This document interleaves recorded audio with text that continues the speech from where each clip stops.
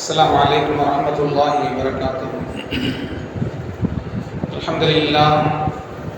الحمد لله نحمده ونستعينه ونستغفره ونؤمن به ونتوكل عليه ونعوذ بالله من شرور أنفسنا ومن سيئات أعمالنا من يهده الله فلا مضل له ومن يضلل فلا هادي له ونشهد أن لا إله إلا الله وحده لا شريك له ونشهد أن سيدنا محمدا عبده ورسوله صلى الله على سيدنا محمد وآله الأبرار وأصحابه الأخيار وأزواجه الطيبات الطاهرات. أوصيكم عباد الله وإياي ولم بتقوى الله أما بعد.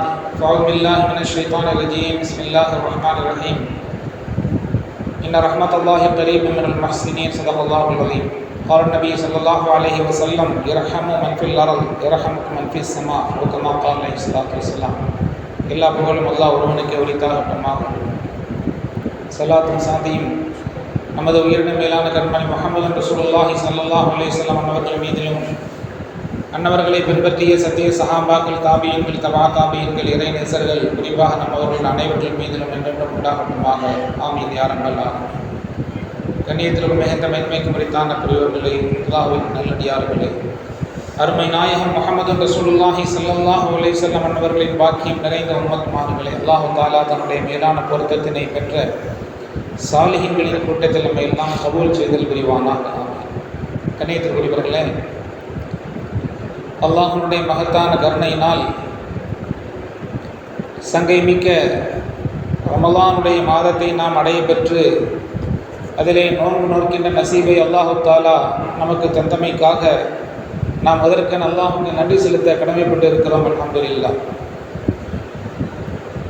கண்ணியத்திற்குரியவர்களே, மனித வாழ்க்கையில் ரமலானுடைய மாதத்தை அடைய பெறுவது, அதிலே நாம் நோன்பு நோக்கின்ற நசீபை பெறுவது ஒரு மிகப்பெரிய மகத்தான பாக்கியம். அது அல்லாஹ் நாடினாலே தவிர்த்து அது கிடைக்கப்பெறுவதில்லை. எனவே அந்த ரமலானை நமக்கு கிடைக்கப்பட்டிருக்கக்கூடிய நோன்பு நோக்கின்ற அந்த பாக்கியத்தை நாம் அதை மிகப்பெரிய வாய்ப்பாக பயன்படுத்தி அதிலே நாம் எவ்வளவு நிரப்பமாகவும் மன நிறைவோடும் அதை செய்ய முடியுமோ அந்த அளவுக்கு அதில் ஈடுபாட்டோடு செய்ய வேண்டும் என்பதை நாம் நம்முடைய மனதில் நிறுத்திக் கொள்ள வேண்டும். பெருமானார் ஸல்லல்லாஹு அலைஹி வஸல்லம் அவர்கள் இந்த ரமலான் அதில் நோன்பு நோக்கின்ற அந்த நசீப் அது எவ்வளோ பாக்கியமானது என்பதை பல கோணங்களில் பல விதத்தில் பல இடங்களில் பலவாறாக சொல்லி காட்டியிருக்கிறார்கள். சில நேரங்களில் மிக எளிமையான முறையில் அதை விளக்குவார்கள். அதனுடைய பாக்கியத்தை நசீப் எவ்வளோ பிரதானமானது என்பதை விளக்குவார்கள். ஒரு முறை அபு உமாமத்துல் பாஹிலி ரலியல்லாஹு அன்ஹு என்கின்ற ஒரு நபித்தோழர் சஹாபி ஸல்லல்லாஹு அலைஹி வஸல்லம் இடத்திலே வந்து, யா ரசூலல்லாஹ், நான் போர்க்களத்தில் ஷஹீதாக வேண்டும், வீர மரணம் அடைய வேண்டும், அல்லாஹுக்காக வேண்டி போரிட்டு அந்த பாக்கியம் வீர மரணத்திற்கான பாக்கியம் எனக்கு வேண்டும், எனக்காக வேண்டி துவா செய்யுங்கள் என்று வேண்டிய போது ஸல்லல்லாஹு அலைஹி வஸல்லம் அவர்கள் நேர் மாற்றமாக துவா செய்வார்கள்.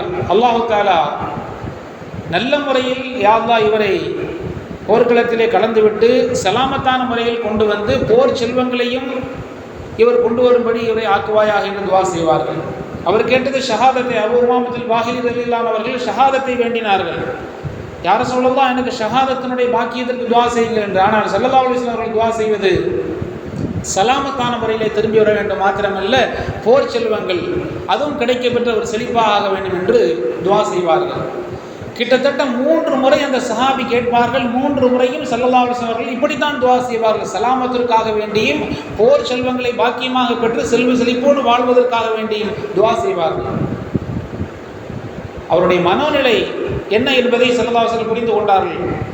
போரிலே ஷஹீதாக்கப்பட்டு அதனால் பெரும் பாக்கியம் அடைந்து மிகப்பெரிய ஒரு கண்ணியத்தையும் மாண்பையும் நற்கூலியும் அல்லாஹ்விடத்தில் பெற வேண்டும், அதுதான் அவருடைய தேட்டம் என்பதை விளக்கிக் கொண்ட பெருமானார் ஸல்லல்லாஹு அலைஹி வஸல்லம் அவர்கள் அவர்களிடத்தில் சொல்வார்கள், உங்களுக்கு இது மாதிரியான நன்மை பிரதானமான அல்லாஹ்வுடைய பொருத்தமும் மிகப்பெரிய நற்கூலியும் தானே தேவை. அலைக்க பிஸ்ஸௌம், நீங்கள் நோன்பை கடைபிடித்துக் கொள்ளுங்கள், பற்றி பிடித்துக் கொள்ளுங்கள், அதற்கு நிகரானது எதுவும் இல்லை என்று ஸல்லல்லாஹு அலைஹி வஸல்லம் விளக்கம் சொல்வார்கள்.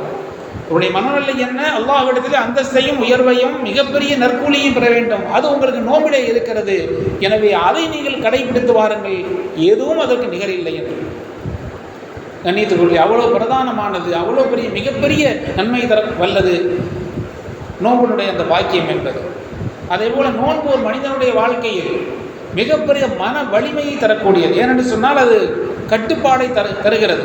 நாம் எவ்வளவு உணவுகளை ஆசையாக சாப்பிடுகிறோம், ஆனால் நோன்பு நாம் நோற்றுவிட்டால் பகல் காலங்களில் எவ்வளவு ஒரு நோன்பாடிக்கு முன்னால் கொண்டு வந்து எவ்வளோ பெரிய அறுசுவை மிக்க உணவை வைத்தாலும் சரி, எவ்வளவு மனம் மிக்க எவ்வளோ பெரிய பிரதானமான உயர்ந்த உணவை வைத்து கொண்டாலும் சரி, அதை ஏறெடுத்து கூட அவர் பார்ப்பதில்லை. ஒரு கட்டுப்பாட்டை அல்லாஹ் தருகிறான். ஒரு கட்டுப்பாட்டை நோம்பின் மூலமாக மனிதன் கிடைக்கப் பெறுகிறான். அந்த கட்டுப்பாடு மனித வாழ்க்கையில் மிகப்பெரிய வெற்றியை தரவல்லது. கட்டுப்பாடு வந்துவிட்டால் அது மிகப்பெரிய வெற்றிக்கான ஒரு மிகப்பெரிய ஆயுதம். அது குர்ஆனிலே ஒரு அற்புதமான வரலாறை அல்லாஹ் சொல்கிறான். தாலூத் என்கிற வரலாறு நீண்டது. தாலூத் என்ற ஒரு மன்னர், அவருடைய தலைமையிலே எதிரிகளை வீழ்த்துவதற்காக வேண்டி முஃமின்கள் செல்கிறார்கள். அந்த தாலூத் என்கின்ற அந்த மன்னருடைய தலைமையில் செல்கிறது அந்த கூட்டம். சூரத்துல் பக்ராவை அல்லாஹ் தஆலா அந்த வரலாற்றை சொல்கிறான். ஆரம்ப கட்டத்திலே சூரத்துல் பக்ராவுடைய அந்த ஆரம்ப சூறாவிலே வருகிறது. அந்த தாலூத் என்கின்ற மன்னருடைய தலைமையிலே அந்த எதிரிகளை வெல்வதற்காக செல்லக்கூடிய அந்த கூட்டம் அவர்கள் சொல்கிறார். மன்னர் சொன்னார், தாலூத் என்கின்ற அந்த மன்னர் சொல்கிறார், உங்களுக்கு அல்லாஹ் ஒரு சோதனையை தருவான். ஒரு ஆறு ஒன்று, ஒரு நதி ஒன்று குறுக்கிடும். அந்த நதி குறுக்கிடுகின்ற போது அதிலிருந்து தாகம் ஏற்பட்டாலும் சரி, நீங்கள் ஒரே ஒரு முறை அள்ளி குடிக்கலாம். ஒரு முறை அள்ளி குடித்து விட்டு அதோடு நிறுத்தி கொள்ள வேண்டும். சரியான தாகம் ஏற்படும். அப்படி தாகம் ஏற்பட்டாலும் நீங்கள் குடிக்க வேண்டியது ஒரு தடவை அள்ளி குடித்து நிப்பாட்டிக்கணும். தாகம் தீரலையோ அதோடு நிப்பாட்டிக்கணும் என்று அறிவுரை சொல்லி கூட்டி சென்றார்கள். அதே போல் ஒரு நதி குறுக்கிட்டது. தாகம், கடுமையான தாகம் வந்தவர்கள்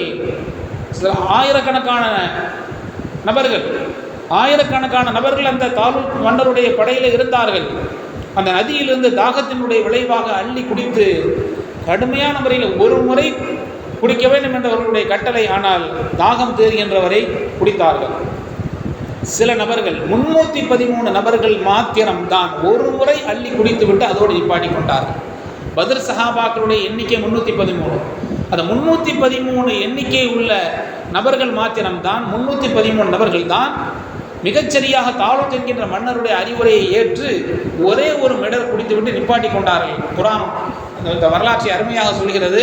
அல்லாஹ் சொல்லுகிறான், யாரெல்லாம் வயிறு நிரம்ப குடித்தார்களோ, லா தாக்கத்தல் யோம, எங்களுக்கு எந்த சக்தியும் இல்லை என்று அவர்கள் முடித்து விட்டார்கள். அவர்களால் அதற்கு பின்னால் செயல்பட முடியவில்லை. அந்த போரிலே கலந்து கொள்வதற்கு எங்களுக்கு எந்த தராணியும் இல்லை, சக்தியும் இல்லை, நாங்கள் சக்தி பெற மாட்டோம் என்று சொல்லிவிட்டார்கள். யார் ஒரு மிடர் கட்டுப்பாட்டோடு மனதை கட்டுப்படுத்தி கொண்டு, தாகம் இருக்கிறது, தண்ணீர் இருக்கிறது, ஆனால் கட்டுப்பாடு ஒரு முறை தான் அள்ளி குடிக்க வேண்டும் என்று ஒரு முறை ஒரு மிடர் குடித்தவர்கள் மாத்திரம்தான், அந்த 313 நபர்கள் மாத்திரம்தான் வலிமை மிக்கவர்களாக அந்த போரிலே கலந்து கொள்ள முடிந்தது. அவர்கள் மாத்திரம்தான் அந்த போரிலே கலந்து கொண்டு வெற்றியை ஈட்டினார்கள். நல்ல தாகம் தீர குடித்து தன்னுடைய தாகத்தை தணித்து கொண்டவர்கள் பலகீனப்பட்டார்கள். கட்டுப்பாட்டோடு இருந்து ஒரு மிடர் குடித்தவர்கள் வலிமை பெற்று போர்க்களத்திலே வென்றார்கள். ஆக கட்டுப்பாடு என்பது, அந்த மனக்கட்டுப்பாடு என்பது, நப்சை கட்டுப்படுத்துவது என்பது உடலுக்கு வலிமை மாத்திரமல்ல, மனதுக்கும் வலிமையை தரக்கூடியது என்பதை குர்ஆன் சொல்கிறது. அப்படிப்பட்ட அந்த கட்டுப்பாட்டை தரவல்லது நோன்பு. எனவே நோன்பு என்பது மிக பாக்கியமானது. மனித வாழ்க்கையில் நாம் நோக்கக்கூடிய பாக்கியத்தை பெற்றுவிட்டால் அதை விட வேறு எதுவும் இல்லை, அதற்கு நிகரான கூலியே இல்லை என்கின்ற அளவுக்கு பெருமானார் ஸல்லல்லாஹு அலைஹி வஸல்லம் சொல்லி காட்டியிருக்கிறார். அதிலும் நமக்கு அது ஒரு பாக்கியம் என்று சொன்னால், முதல் 10 நாட்கள் ரஹமத்தினுடைய 10 நாட்கள், அல்லாஹ்வுடைய அருளுக்கென்று விசேஷமாக அல்லாஹ் தஆலா வைத்திருக்கக்கூடிய 10 நாட்கள். ஸல்லல்லாஹு அலைஹி வஸல்லம் ஒரு அருமையான முறையிலே சஹாபாக்களுக்கு அல்லாஹ்வுடைய அந்த ரஹமத்தை விளக்குவார்கள். கைதிகளாக பிடிக்கப்பட்ட கைதிகளுக்கு மத்தியிலே ஸல்லல்லாஹு அலைஹி வஸல்லம் வருகின்ற போது ஒரு பெண்மணி கைதியாக பிடிக்கப்பட்டிருந்தார்கள். ஒரு பெண்மணி, அவருடைய அந்த கைதிகளாக பிடிக்கப்பட்ட அந்த பெண்மணி தன்னுடைய குழந்தை எங்கே என்று தேடி அலைந்து குழந்தையை கண்டுபிடித்து, குழந்தையை பார்த்ததும் தன்னுடைய வயிற்றோடும் மார்போடும் கட்டி அணைத்து அந்த குழந்தையை ஆற தழுவினார்கள். இந்த காட்சியை சஹாபாக்களுக்கு பெருமானார் ஸல்லல்லாஹு அலைஹி வஸல்லம் காட்டி கொடுத்து, அந்த குழந்தையை தேடி கண்டுபிடித்து கைதிகளாக பிடிக்கப்பட்டவர்களிலே உள்ள அந்த பெண்மணி தன்னுடைய குழந்தை எங்கே என்று தேடி மிகுந்த தேடலுக்கு பின்னால் ஆவலோடு தன்னோடு எப்படி அணைத்துக் கொள்கிறாள் பார்த்தீர்களா? இந்த பெண்மணி தன்னுடைய குழந்தையை நெருப்பிலே போடுவாளா என்று சஹாபாக்களிடத்தில் ஸல்லல்லாஹு அலைஹி வஸல்லம் கேட்டார். யா ரசூலல்லாஹ், இந்த பெண்மணி எப்படி தன்னுடைய பிள்ளையை நெருப்பிலே போடுவார்? இவ்வளவு ஆவல் மிக்க ஒரு மனநிலை, இவ்வளவு பெரிய பற்றுதலும் பாசமும் கொண்ட இந்த பெண் எப்படி நெருப்பிலே தன்னுடைய குழந்தையை போடுவார்? இதைவிட அல்லாஹ் இரக்கமுள்ளவன். ஸல்லல்லாஹு அலைஹி வஸல்லம் அதை சொல்லி காட்டி உதாரணம் சொல்லி விளக்குவார்கள். இதைவிட அல்லாஹு தஆலா மிகப்பெரிய கருணையாளர். அல்லாஹ்வுடைய ரஹ்மத் என்பது இதைவிட விசாலமானது. ஏனென்றால் குர்ஆன் அப்படி சொல்கிறது. மறுமை நாளையிலே யௌம யஃபிருல் மர்உ மின் அஹீஹி வ உம்மிஹி வ அபீஹி வ ஸாஹிபதிஹி வ பனீஹி. கியாமத்துடைய நாளையிலே தகப்பனாரை விட்டு மனிதன் ஓடுவான், தன்னுடைய வாழ்க்கை துணை மனைவியை விட்டு பிள்ளைகளை விட்டு விரண்டு ஓடுவார்கள். நன்மை எங்கே இடத்திலிருந்து வாங்கி விடுவார்களோ என்று. யாரும் கை கொடுக்காத நாளில் அல்லாஹ்வுடைய ரஹ்மத் மாத்திரம்தான் அங்கே கை கொடுக்கும். எனவே ஸல்லல்லாஹு அலைஹி வஸல்லம் சொல்கின்ற போது, இந்த பெண்மணி எப்படி நெருப்பிலே தன்னுடைய குழந்தையை போட மாட்டாள் என்று நினைக்கிறீர்களோ, இதைவிட அல்லாஹு தஆலா இரக்கம் உள்ளவன் என்று ஸல்லல்லாஹு அலைஹி வஸல்லம் சஹாபாக்களுக்கு விளக்கி சொல்வார்கள். எனவே கண்ணியத்துக்குரிய ரஹ்மத்துடைய இந்த 10 நாட்கள் என்னென்ன விஷயங்கள் மூலமாக அல்லாஹு தஆலா எப்படிப்பட்ட விஷயங்களினால் நம்மிடத்திலே என்னென்ன நடைமுறையில் இருந்தால் அல்லாஹ்வுடைய ரஹ்மத் கிடைக்கும். குர்ஆனில் ஒரு பெரிய பட்டியல் இடுகிறான் அல்லாஹு தஆலா. யாருக்கு அல்லாஹ்வுடைய ரஹ்மத் கிடைக்க பெறும்? அல்லாஹ் பல இடங்களில் பல்வேறு குணாதிசயங்களுக்கு பல்வேறு விஷயங்களுக்கு அல்லாஹ்வுடைய ரஹ்மத்தை இணைத்து சொல்கிறான். அதிலே ஒரு இடத்துல இன்ன ரஹ்மத் அல்லாஹி கரீபும் மினல் முஹ்ஸினீன், உபகாரிகளுக்கு அல்லாஹ்வுடைய ரஹ்மத் கிடைக்கும். பிற மக்களுக்கு நல்லுபகாரம் செய்பவர்கள், இஹ்சானுடைய உதவி மனப்பான்மை கொண்டு வாழக்கூடியவர்களுக்கு, நல்லறங்கள் புரிபவர்களுக்கு அல்லாஹ்வுடைய ரஹ்மத் மிக நெருக்கமானது. அல்லாஹ்வுடைய ரஹ்மத்தை கிடைக்கப் பெறும் என்று அல்லாஹ் குர்ஆனிலே சொல்கிறான். ஹதீஸிலே வருகிறது, அல்லாஹ் தஆலா கியாமத்துடைய நாளையிலே ஒரு செல்வ செழிப்பை கொடுத்திருந்த ஒரு மனிதனை அழைத்து, உனக்கு நான் பொருளாதாரங்களை தந்திருந்தேன், வசதி வாய்ப்புகளை தந்திருந்தேன், நீ என்ன செய்தாய் என்று அல்லாஹ் கேட்பான். ஹதீஸில் வருகிறது. ஸல்லல்லாஹு சொல்லி காட்டுகிறார்கள், யா அல்லாஹ், நீ கொடுத்த செல்வத்திலிருந்து நான் செய்தது என்னவென்றால் கடன் கொடுத்து வாங்குவேன். வலியவர்களுக்கு, நல்ல வசதி படைத்தவர்களுக்கு கடன் கொடுத்தால் கொஞ்சம் கால அவகாசம் விட்டு விடுவேன், கொஞ்சம் அவகாசம் கொடுப்பேன். வசதி படைத்தவர்களுக்கு கடன் கொடுத்திருந்தாலும் கூட கொஞ்சம் அவகாசம் விட்டு பிடிப்பேன். வசதி அற்றவர்களாக இருந்தால் திருப்பி தர இயலாதவர்களுக்கு அந்த கடனை தள்ளுபடி செய்து விடுவேன் என்று அந்த அடியான் சொல்வான். பெருமானார் ஸல்லல்லாஹு சொல்லி காட்டுகிறார்கள். இந்த ஒரே காரணம்தான், இந்த ஒரு காரணத்துக்கான இந்த உபகாரம் செய்யக்கூடிய, பிறருக்கு நல்லுபகாரம் செய்யக்கூடிய இந்த மனநிலை இருக்கிறது அல்லவா, இதற்கு அல்லாஹ் தஆலா அந்த மனிதருக்கு தன்னுடைய ரஹமத்தால் இணைத்து அவருக்கு சொர்க்கத்தை அல்லாஹ் வழங்குவார். எனவே அல்லாஹ் சொல்கிறான், இன்ன ரஹ்மத்துல்லாஹி கரீபும் மினல் முஹ்ஸினீன், உபகாரிகளுக்கு, நல்லுபகாரம் உதவி மனப்பான்மை கொண்டு வாழக்கூடியவர்களுக்கு அல்லாஹ்வுடைய ரஹ்மத் கிடைக்கப் பெறும். என்னென்ன காரணங்களினால் அல்லாஹ்வுடைய ரஹ்மத்தை நாம் பெற முடியும் குர்ஆனில் அல்லாஹ் தஆலா பட்டியலிடுகிறான். அதே போல ரஹ்மதி வஸஅத் குல்ல ஷைஇன் ஃபஸஅக்துபுஹா லில்லதீன யத்தகூன், அல்லாஹ்வை அஞ்சி வாழக்கூடிய மக்களுக்கு என்னுடைய ரஹ்மத் விசாலமானது. அல்லாஹ் சொல்கிறான், அல்லாஹ்வை அஞ்சி வாழக்கூடியவர்கள், தக்வாவுடைய மக்களுக்கு எந்த விஷயத்தை எடுத்துக்கொண்டாலும் அல்லாஹ்வுடைய பயம் வந்து நம்முடைய உள்ளத்தில் இருக்குமானால் அவர்களுக்கு அல்லாஹ்வுடைய ரஹ்மத் கிடைக்கும். ஸல்லல்லாஹு அலைஹி வஸல்லம் அவர்கள் முன்னுள்ள காலத்தில் நடந்த ஒரு சம்பவத்தை சொல்லி காட்டினார்கள். உங்களுக்கு முன்னால் ஒரு மனிதர் வாழ்ந்தார். சஹாபாக்களுக்கு ஸல்லல்லாஹு அலைஹி வஸல்லம் ஹதீஸை சொல்லி காட்டினார்கள். உங்களுக்கு முன்னால் ஒரு மனிதர் இருந்தார், நல்ல பொருளாதார வசதி படைத்தவர்.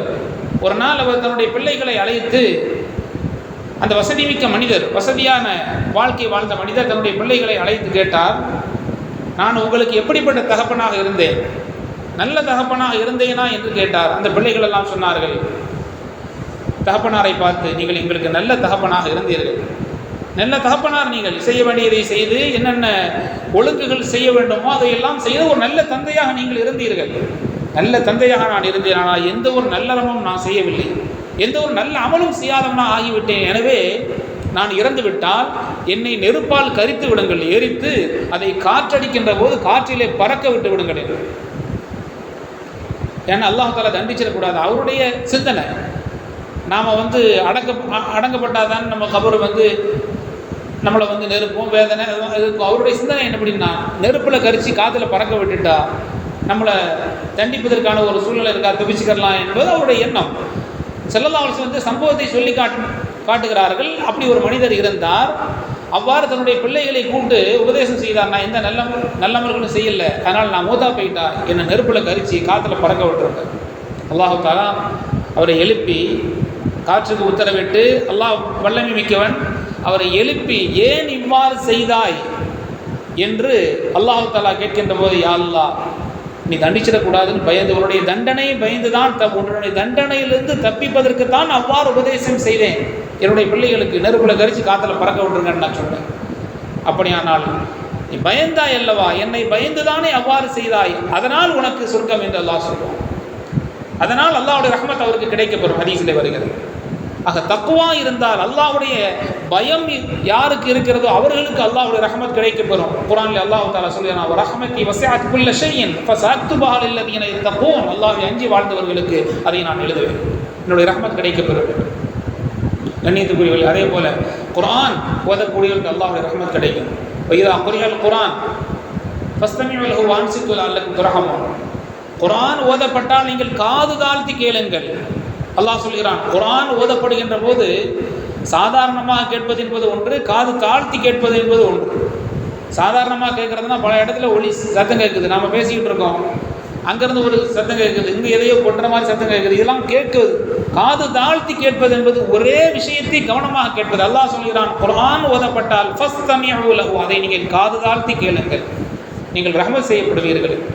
நாம் ஓதினாலும் ரஹ்மத், அல்லாஹ்வுடைய ரஹ்மத் கிடைக்கும். நாம் கேட்டாலும் அல்லாஹ்வுடைய ரஹ்மத். குர்ஆனோடு நாம் ஈடுபாடு வைத்துக் கொண்டிருக்கின்ற போது நமக்கு அல்லாஹ்வுடைய ரஹ்மத் கிடைக்கப்பெறும். கண்ணியத்துக்குரியவர்களே, காசாவிலே அல் ஜசீரா என்கின்ற அந்த செய்தி பிரிவு, காசாவிலே மாத்திரம் 777 ஹாஃபில்கள் ஆணும் பெண்ணுமாக சேர்ந்து இவ்வளோ பெரிய நெருக்கடியான வாழ்க்கைக்கு அவர்கள் பயப்பட்டவர்கள். இவ்வளோ பெரிய கஷ்டத்திலேயும், இவ்வளோ பெரிய சிரமத்திலேயும், இவ்வளோ பெரிய குண்டடிகள், இவ்வளோ பெரிய வேதனைகள், இத்தனை வேதனைகளுக்கும் சோதனைகளுக்கும் மத்தியிலே காசாவிலே மாத்திரம் ஆணும் பெண்ணுமாக சேர்ந்து 777 ஹாஃபில்கள் இருக்கிறார்கள். இப்போது உள்ள நிலவரப்படி, தற்போதைய நிலவரப்படி கடந்த 12ஆம் தேதி மாத்திரம் 200 பெண்கள் ஹாஃபில்களாக இருக்கிறார்கள், பட்டம் பெற்றிருக்கிறார்கள். கடந்த 13ஆம் தேதி இந்த மாதத்தில் 13ஆம் தேதி மாத்திரம் காசாவில் அங்கே உள்ள நிலவரப்படி 200 பெண் ஹாஃபில்கள் உருவாகியிருக்கிறார்கள். அது ஒரு பெரிய ஒரு வசதி வாய்ப்பு மிக்க இடங்களிலே ஓதியவர்கள். அந்த அவர்கள் அந்த மனனம் செய்யக்கூடிய அந்த மதரசா என்பது பெண்களாக 3 பேர் 4 பேர்கள் ஹல்காவாக சேர்ந்து ஒருவருக்கு ஒருவர் பாடம் சொல்லி பார்த்து, அப்படி ரம்ஜான் வருகிறது, அதற்கு முன்னால் நம்முடைய இந்த ஹிஃப்ஸை நிறைவு செய்ய வேண்டும் என்று 200 ஹாஃபில்கள் பெண்கள் ஹாஃபில்களாக இருக்கிறார்கள் என்று சொன்னால் நாம் இதிலே எவ்வளவு பெரிய ஒரு மகத்தான கிருபை அல்லாஹ் தந்திருக்கிறார் அவர்களுக்கு. இதுவெல்லாம் அந்த காட்சியை கூட பார்க்க முடிந்தது நம்மால். 777 ஹாஃபில்கள் அங்கே இருக்கிறார்கள் என்பதை, அதை ஒரு பெரிய ஒரு விழா போல், ஒரு விழா கோலம் போல் அங்கே அதை கொண்டாடுகிறார்கள். அது ஒரு ஊர்வலம் போல் அங்கே நடத்தப்படுகிறது. அது ஒரு ஆனந்தமாக கொண்டாடப்படுகிறது. ஒரு பெண்மணி இடத்தில், ஒரு சிறுமி இடத்திலே கேள்வி கேட்கப்பட்டால், பொழுதுபோக்குக்கு நீங்கள் என்ன செய்கிறீங்க அப்படின்னு, 5 நாளில் ஒரு குரானை முடிக்கிறோம், வேறு எங்களுக்கு என்ன பொழுதுபோக்கு வேண்டும், 5 நாட்களில் ஒரு முழு குரானை ஓதி நாங்கள் முடிக்கிறோம், நான் முடிக்கிறேன், எனக்கு என்ன பொழுதுபோக்கு என்ன அந்த பெண்கள் சொல்கிறார்கள் என்று சொன்னால், எவ்வளோ பெரிய ஈமான் அவர்களுக்கு இருக்கிறது. கண்ணியத்துக்குரியவர்கள், அமெரிக்காவிலேருந்து ஒரு யூனிவர்சிட்டியிலேருந்து ஒரு ஆய்வு செய்கிறாங்க. காசா இதுவரை எத்தனையோ இஸ்ரேலிய இராணுவ வீரர்கள் தற்கொலை செய்திருக்கிறார்கள், மன உளைச்சலுக்கு ஆளாகி. இவ்வளோ பெரிய ஒரு சூழ்நிலையில் போரில் போய் நம்ம மாட்டிக்கிட்டு முழிக்கிறவன்னு பலவிதமான மன உளைச்சலுக்கும் நெருக்கடிக்கு ஆளாகி எத்தனையோ பேர்கள் தற்கொலை செய்திருக்கிறார்கள். ஆனால் அல்லாஹ் பாதுகாக்க வேண்டும், அல்லாஹ் பாதுகாத்தான். இதுவரை காசாவில் இவ்வளவு நெருக்கடிகளுக்கு ஆளாகி சிக்கொண்டு மிகப்பெரிய சிரமத்திற்கும் கஷ்டத்திற்கும் ஆளாகி குடும்பத்தை இழந்தவர்கள், உயிரை இழந்து, உடைமை இழந்து வாடக்கூடியவர்கள் ஒரு நபர் கூட காசாவிலே தற்கொலை செய்யவில்லை என்பது அல்லாஹ்வுடைய மிகப்பெரிய அருள். இந்த மன வலிமை எங்கிருந்து கிடைத்தது? இவ்வளவு பெரிய அந்த உறுதிப்பாடு, இஸ்திகாமத், நிலைப்பாடு எப்படி கிடைத்தது இவர்களுக்கு? அல்லாஹு தஆலா குர்ஆனோடு அவர்கள் வைத்திருக்கக்கூடிய அந்த ஈடுபாடு, குர்ஆன் இப்படிப்பட்ட நிலையிலையும் குர்ஆனோடு அவர்களுடைய ஈடுபாடு.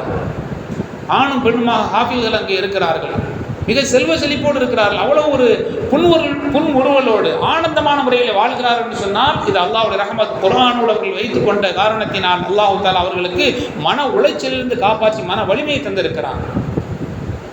எனவே குர்ஆன் மிகப்பெரிய மனித வாழ்க்கையிலே பெரிய ரஹ்மத். அதே போல துஆ, அல்லாஹுடைய ரஹ்மத்தை பெறுவதற்கு அல்லாஹ் குர்ஆனிலே ஷஹ்ரு ரமலான் அல்லது ரமலானுடைய மாதத்தை அறிமுகப்படுத்துகின்ற போது அல்லாஹ் குர்ஆன் இதில் இறக்கப்பட்ட மாதம் என்று சொல்கிறான். அதை அந்த வசனங்களை தொடர்ந்து இறுதியாக துஆவை பற்றி சொல்ல, இதா ஸஅலக இபாதி அன்னி ஃபஇன்னி கரீப் உஜீபு தஅவத தாஇ இதா தஆன். துஆவை பற்றி சொல்கிறான். அவருடைய அடியார்கள் கேட்டால் நான் பதிலளிக்கிறதுக்கு தயாராக இருக்கிறேன். ரமலானுடைய மாதத்தில் துஆவை நாம் பிரதானமாக கொள்ள வேண்டும். அல்லாஹுடைய ரஹ்மத்தை பெற்றுத் தருவதிலே துஆ ஒரு மிகப்பெரிய பங்கு வகிக்கிறது. நமக்கு எவ்வளவுதான் வாழ்க்கையிலே வளம் இருந்தாலும், எவ்வளவு பெரிய பதவியில இருந்தாலும், எவ்வளவு பெரிய ஒரு உன்னதமான நிலையிலே இருந்தாலும் அல்லாஹ்வுடைய ரஹ்மத் நிச்சயமாக அதனுடைய தேவையில் நாம் இருந்து கொண்டே இருப்போம். அதுக்கு ஒரு மிகப்பெரிய ஒரு உதாரணம் இமாம் புகாரி ரஹ்மத்துல்லாஹி அலைஹி அவர்கள் எவ்வளவு பெரிய சிறப்புக்கு சொந்தக்காரர்கள், உலக அறிந்த மாமேதை. உலகத்திலே குர்ஆனுக்கு அடுத்தபடியாக ஒரு அந்தஸ்து இருக்குமானால் அது புகாரி ஷெரீஃபுக்கு தான் தரப்படுகிறது. குர்ஆனில் இருக்குதா, புகாரி ஷெரீஃபில் இருக்குதான்னு தான் கேட்போம். ஒரு விஷயத்தை சொன்னோம் அப்படின்னா குர்ஆனில் இருக்குதா, புகாரி ஷெரீஃபில் இருக்குதா, அந்த அளவுக்கு மிகப்பெரிய ஆதாரமான ஒரு கிரந்தம். அதனுடைய ஆசான் இமாம் புகாரி ரஹ்மத்துல்லாஹ் அவருடைய கடைசி காலத்திலே அவர்கள் ஒரு நகருக்கு வருகிறார்கள். 8000 குதிரை அவர்களை வரவேற்கிறது. 8000 குதிரைகள் சேர்ந்து அவர்களை வரவேற்கின்ற அளவுக்கு அவர்களுக்கு ஒரு மிகப்பெரிய ஒரு செல்வாக்கும் செழிப்பும் அவர்களுக்கு இருக்கிறது. அவர்களை 8000 குதிரையிலே வரவேற்கப்படுகிறது. கொஞ்ச நாளில் அங்கே அவர்களுக்கு நெருக்கடி ஏற்படுகிறது. அங்கே அவர்களுக்கு ஒரு நெருக்கடி, அங்கே உள்ள ஆட்சியாளருக்கு எதிராக ஏதோ ஒரு கருத்து சொன்னார்கள் என்பதற்காக வேண்டி அங்கிருந்து இரவோடு இரவாக அவர்கள் வெளியேறக்கூடிய ஒரு சூழ்நிலை ஏற்படுகிறது. அவர்களுடைய சொந்த ஊரான புகாரா தேசம், அங்கே அவர்கள் வருகிறார்கள். உஸ்பெகிஸ்தானிலே உள்ள புகாரா, அங்கே உள்ள ஆட்சியாளர் அவருடைய பிள்ளைகளுக்கு ஓதி கொடுக்க வேண்டும் என்று அழைப்பு கொடுத்ததற்கு மறுத்து விட்டார்கள் இமாம் புகாரி ரஹ்மத்துல்லாஹ். அதனால் அவர்களுக்கு நெருக்கடி ஏற்பட்டது. அங்கிருந்து வெளியேறுகிறார்கள். அங்கிருந்து வெளியேறி சமர்கந்த் என்கின்ற இடத்துக்கு செல்கிறார்கள். அங்கேயும் அவர்களுக்கு அந்த மக்கள் அவர்களை ஏற்க தயாரில்லை. பல கோணங்களில் அவர்களுக்கு நெருக்கடி ஏற்படுகிறது. மன்னருக்கு, ஆட்சியாளருக்கு எதிராக ஏதோ சில கருத்துக்களை சொன்னார்கள் என்பதற்காக வேண்டி அங்கும் இங்குமாக அவர்களுக்கு மிகப்பெரிய மன உளைச்சலும் நெருக்கடியும் ஏற்படுத்த நினைக்கிறார்கள். இறுதியிலே அவர்களுடைய சொந்த ஊரிலேயும் வாழ முடியவில்லை, மற்ற ஊர்களிலேயும் அவர்களால் வாழ்வதற்கான சூழ்நிலை இல்லை. ஆனால் யாரிடத்திலும் போய் தன்னுடைய நிலை, தான் மிகப்பெரிய அந்தஸ்திலே உள்ள நபர், அவர்களுடைய கண்ணியத்தையும் உயர்வையும் சொல்லி யாரிடத்திலும் போய் நிற்பதற்கும் அவர்கள் தயாரில்லை.